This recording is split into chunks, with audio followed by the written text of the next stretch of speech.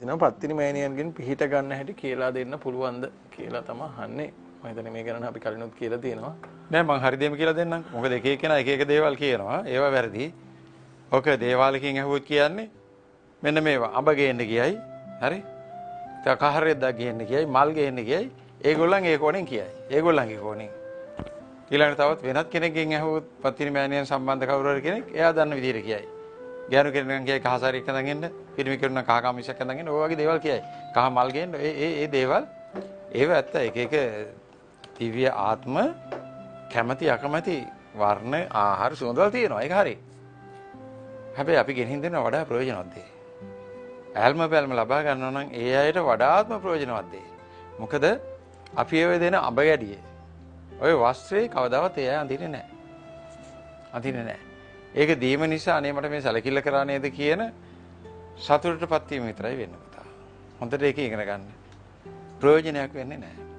එතකොට අනේ මට ගෙනත් දුන්නා නේද කියලා ආශිර්වාදයක් කෙරේ. ඒ වගේ නෙමෙයි ප්‍රයෝජනවත් දෙයක් දුන්නොත් අන්න නියම මිත්‍රත්වය නියම පිහිට ලබා ගන්න ඒ අයගේ තියෙන සිතුවිල්ල තියෙනවා.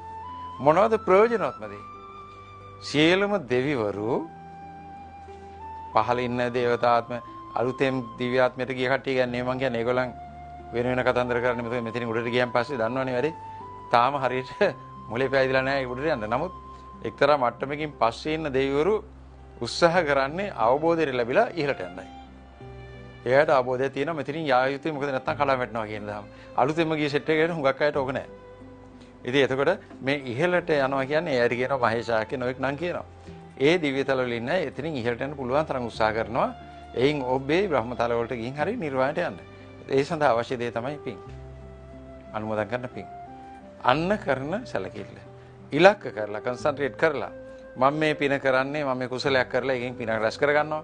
රැස් කරගෙන කල්ැතුව පූර්ව කුසලය කියලා එකක් තියෙනවා. පූර්ව චේතනාව කියලා එකක් තියෙනවා. පටන් ගන්න කලින් වැඳලා පුදලා පිළිමයක් තියෙනවා, පින්තූරයක් තියෙනවා නම් ශ්‍රී මහා පත්තිනි දේව මෑණියනි මම ඔබ වහන්සේ වෙනුවෙන් හොඳ යහපත් දෙයක් කරනවා මේ වෙලාවේ. ඔබ වහන්සේලා කරන්නේ මේන් ජනිත වෙන පින් ඔබ වහන්සේටයි මගෙත් එක්ක මානසික සම්බන්ධ වෙලා ඉන්න කියලා ඔබ සිතින් සම්බන්ධ කරගන්න. නිතර දෙවේලේ කවුරු හරි නම කිව්වොත් ඇහෙනවා. ඔබ නිතර දෙවේලේ හැමතිස්සෙම පත්තිනි මෑණියන්ට පින් සිද්ධ වේවා කියන වචනේ නිතර කියනවා නම් යාට ඒක දැනෙනවා. අන්න ඒ විදිහට කියලා යහපතක් කරන්න. ඒ යහපත කරලා ඉවරුණාන් පස්සේ පිනක් රැස් වෙනවනේ යහපත් දේ කරාම. අන්න අනුමෝදන් කරන්න ඔබ වහන්සේ දැකලා සන්තෝෂ වෙන්නේ නැති මම මේ ඔබ වහන්සේගේ නාමයෙන් මේක කරේ. අපි හිතමු කාට හරි කියලා දානයක් දෙනවා. අපි හිතමු අනාථ නිවාසයකට කියලා. කෙලින්ම ගිහිල්ලා කියන්න නැහැ ප්‍රශ්නයක් නැහැ. මම මේ දාන දෙන්නේ උතුම් පත්තිනි මෑණියන්ගේ උන්වහන්සේගේ බලාපොරොත්තු සිද්ධ වෙන්න අවශ්‍ය ශක්තිය උදෙසායි. මේන් ජනිත වෙන ශක්තිය උන්වහන්සේට ලැබේවා. ඊළඟට කතා කළා ඒක දීලා කියන්නේ ඔබ වහන්සේ මේක බලාගෙන ඉන්නවා කියලා මම විශ්වාස කරනවා. ඔබ වහන්සේටයි මම මේ පින් අනුමෝදන් කරන්නේ. අන්න පත්තිනි මෑණියන්ට කරන වන්දනාව. ඕනෑම දෙවි කෙනෙකුට එහෙමයි. දෙවි කෙනෙක් සම්බන්ධ වෙන්න පුළුවන් ඒකාත්මික වීමෙන්. ඒවත් කන්සන්ට්‍රේෂන් එකෙන්. මානසික සම්බන්ධ වීමෙන්. ඒ හරහා තමයි මේ පින් ලැබීම ලැබෙන්නේ. ඔබේ මනසේ ඇතිවෙච්ච වේල ඇතිවෙච්ච ප්‍රභාස්වර භාවයේ හයි ෆ්‍රීකවන්සි තත්ත්වය එයාට ආරෝපණය වෙන එක තමයි වෙන්නේ. අර මෙතන අපි යම් සද්දයක් කරොත් වෙන තැනක කම්පනයක් ඇති වෙනවා වගේ තමයි. ඔබ ඒක දැකලා තියෙන විද්‍යාගාරිත පරීක්ෂණ කරලා එක තැනක කම්පනයක් ඇති කරලා බලමු අනිත් පැත්තත් මේ තරංග වලින් කම්පනයක් එනවා. ඒ වගේ තමයි චිත්ත තරංග වලින් එතන චිත්තේ කම්පන වෙනවා. ඒ අනුවයි හරි පූජාවක් තියන්නේ. පූජාව පින් පූජාවක් තියන්නේ. මම කියන්නේ ඒකයි.